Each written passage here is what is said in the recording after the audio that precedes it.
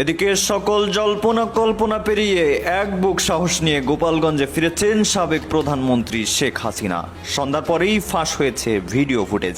সারা দেশে বিশেষ সতর্কতা জারি করল সেনাবাহিনী। রাতেই গোপালগঞ্জে 144 ধারা জারি।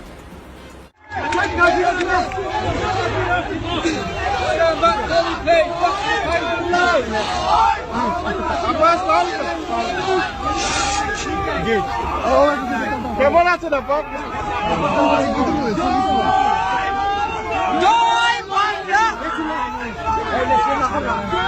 যে তার সেই খারাপ সময়ে কারা পাশে ছিলেন, কারা জীবন বিপন্ন করে দিয়েছিলেন, তাদের কথা ভুলে যাননি শেখ হাসিনা। আবারও শেখ হাসিনা এবার স্যাক্রিফাইস করবেন। বড় সিদ্ধান্ত শেখ হাসিনা নিয়ে নিলেন এবং সেই বড় সিদ্ধান্ত দেশে ফেরার পরেই শেখ হাসিনা নেবেন এবং বুঝিয়ে দেবেন যে তিনি কত বড় মাপের নেত্রী। দর্শক, এই মুহূর্তের সর্বোচ্চ আপডেট পাওয়া নিউজ জানা গিয়েছে যে শেখ হাসিনা নাকি ভারত থেকে এইমাত্র গোপালগঞ্জে তিনি পৌঁছেছেন এবং তিনি গোপালগঞ্জে আসার পর থেকেই নাকি 144 ধারা জারি করেছেন সেনাবাহিনী। সেখানে বর্তমানে আওয়ামী লীগের নেতাকর্মীরা ব্যাপক আকারে বিজয় মিছিল করতেছে। অন্যদিকে আপনারা দেখেছেন শেখ হাসিনা যদি বাংলাদেশে আসেন তাহলে বর্তমান অন্তর্বর্তী সরকারে যারা আছেন তাদের কি অবস্থা হবে সেই প্ল্যানও কিন্তু করে রেখেছেন।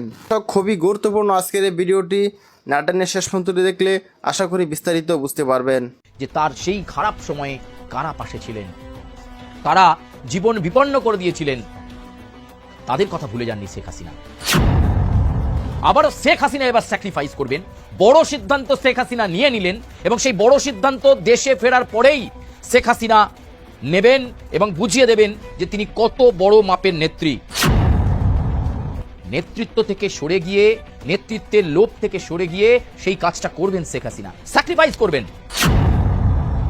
যে নেতা এক হাতে আওয়ামী লীগের হালকে শক্ত করে ধরবে আর আরেক হাতে বাংলাদেশকে উন্নয়নের জায়গায় নিয়ে যাবে, সরাসরি না থেকে নেপথ্যের নায়িকা হতে পারেন শেখ হাসিনা।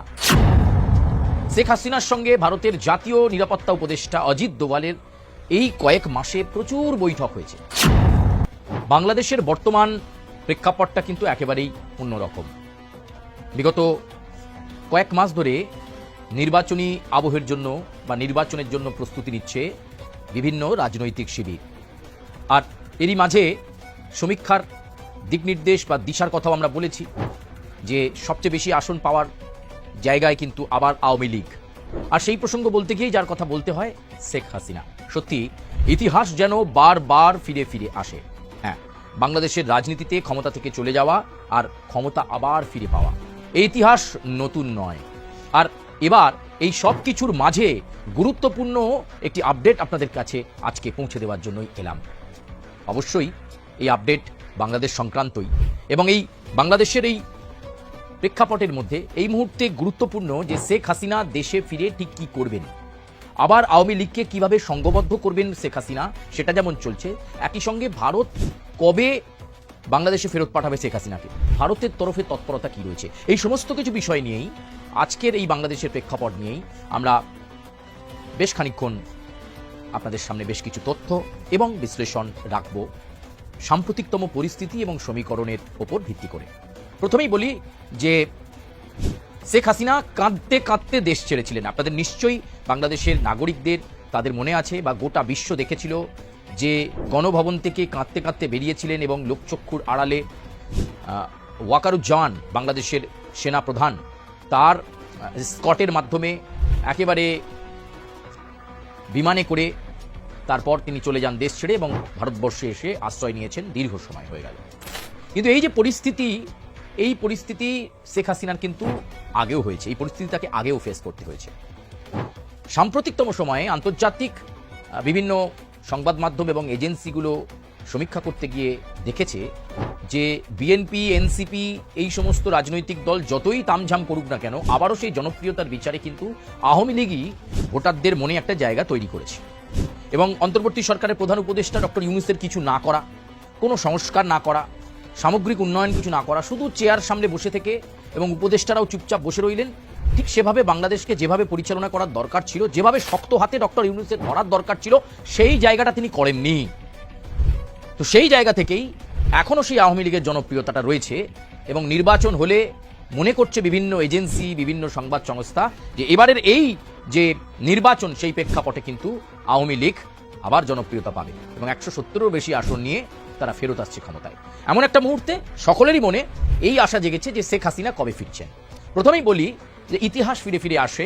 শেখ হাসিনার সঙ্গে ভারতের জাতীয় নিরাপত্তা উপদেষ্টা অজিত দোভালের এই কয়েক মাসে প্রচুর বৈঠক হয়েছে এবং সাম্প্রতিক যে বৈঠক হয়েছে সেখানে বেশ কিছু পরামর্শ অজিত দোভাল শেখ হাসিনাকে দিয়েছেন। শুধু তাই নয়, বিভিন্ন রাষ্ট্রের যারা কূটনীতিবিদ তারাও শেখ হাসিনার সঙ্গে কথা বলেছেন এবং বেশ কিছু প্রস্তাব, 5টা প্রস্তাব শেখ হাসিনাকে দেওয়া হয়েছে বলে আমরা সূত্র মারফত জানতে পারছি। এই প্রস্তাবগুলো যদি শেখ হাসিনা গ্রহণ করেন তাহলে বাংলাদেশের তার যে ওয়েলকাম সেটা খুব ভালো হবে এবং কিছু সময় কিছু স্যাক্রিফাইস শেখ হাসিনাকে করতে হবে।